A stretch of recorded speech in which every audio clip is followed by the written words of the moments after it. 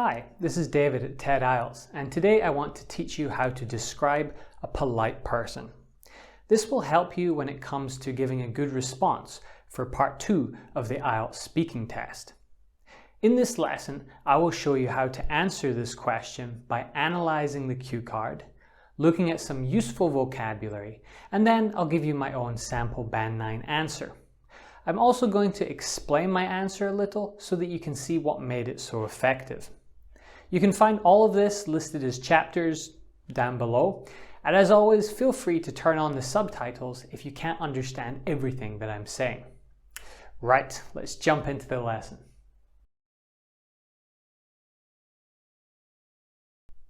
As always, it is impossible to predict upcoming cue cards, but it can be useful to look at past ones in order to prepare more effectively.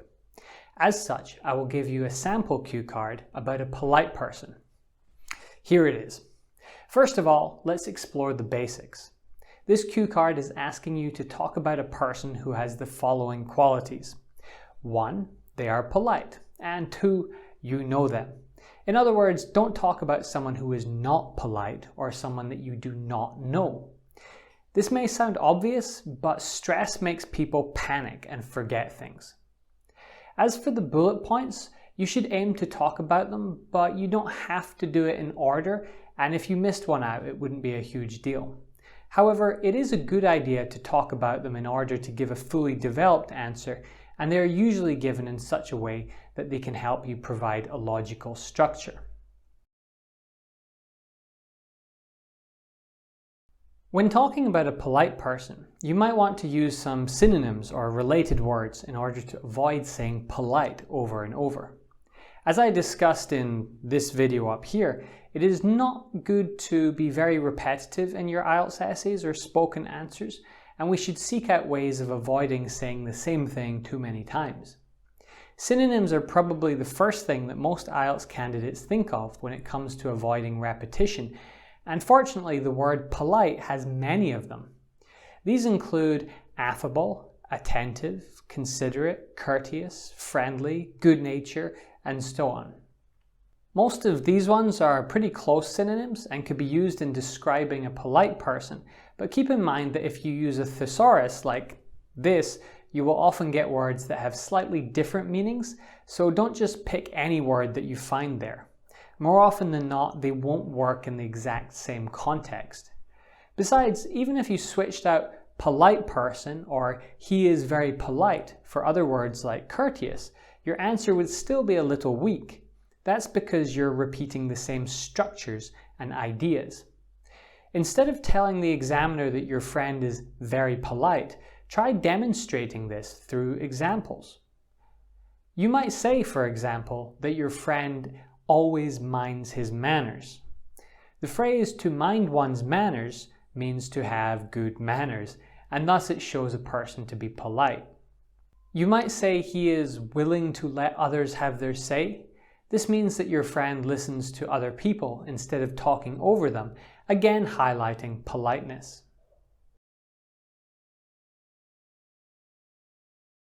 Remember that when it comes to IELTS speaking part 2, you have to talk for about 1 to 2 minutes, and so it helps to have a bit of structure ready. I don't mean an introduction, body paragraphs, and conclusion as you would in IELTS writing, but certainly it helps to give some form to your answer to avoid common problems like repetition and hesitation. I spoke about this in the video up top right. In that video, I recommended starting with a personal story. This could be a memory, for example. The reason is that I find it helps to locate a natural introduction and then build logically from there. By making the process more organic, you can focus more on lining up grammar and choosing words than thinking of ideas, because these will start coming to you more naturally.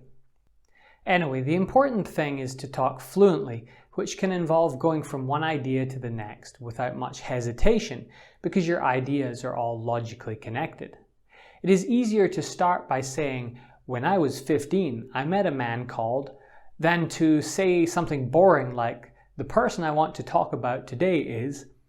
The latter structure is artificial and unhelpful. You will find that this approach gets easier over time as you practice with it, but you can of course use your preparation time to write a few notes on a piece of paper. These can help guide you when you are not yet fully confident about freely speaking.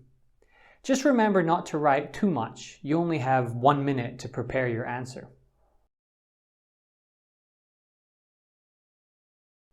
Okay, now I'm going to give you my sample Band 9 answer. Growing up, I was lucky to know lots of polite people because I came from a part of the world where manners were valued and people prided themselves upon acting with decency. In particular, men aspired to be dignified and chivalrous, putting others before themselves and always acting deferential towards women. One of these people was my grandfather. Even though most people that I knew were very polite, he was by far the kindest and most well-mannered. He was a quiet but considerate man, always listening to others and never contradicting them. He would do the right thing, of course, but he was always willing to let others have their say and to treat people with the utmost respect. This applied to family, friends, colleagues, and even strangers. My grandfather was a huge influence on me for this reason, and I immensely enjoyed our time together.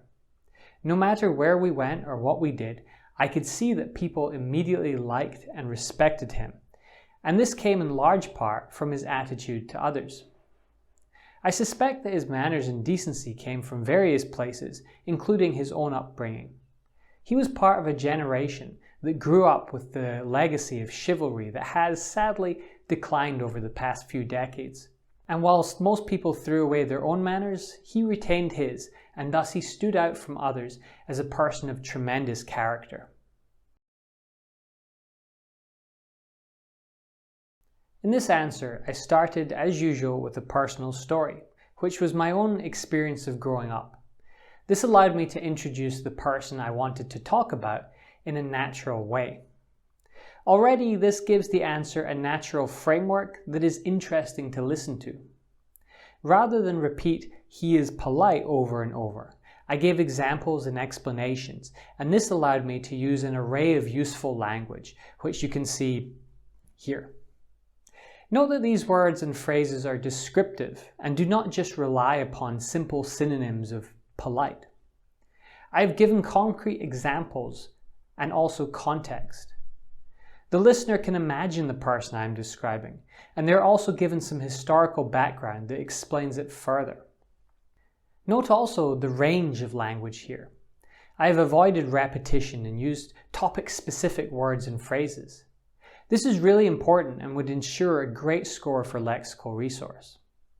However, I have also been careful to keep my tenses in the right order. Even if you use some amazing words and phrases, it won't help you much if you make grammatical errors with them.